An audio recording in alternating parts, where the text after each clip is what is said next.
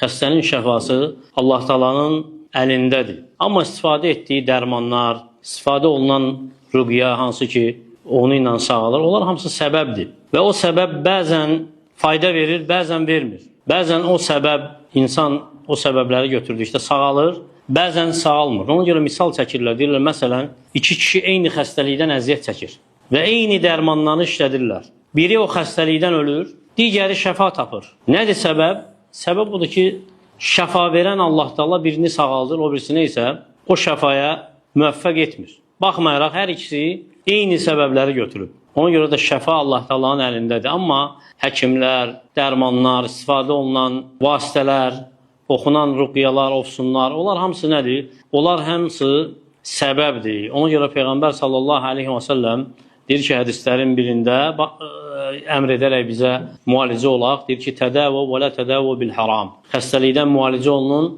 lakin haramla müalicə olunmayın. Və deyib ki, sallallahu aleyhi və səlləm, mə ənzəlallahu də'nin illə ənzələ ləhu dəva. Allah Teala elə bir dərd göndərməyib ki, onun dərmanını göndərməsin. Ona görə də dərman hansı ki var, onlar hamısı səbəbdir. Lakin şəfa verən yalnız Allah Teala'dır.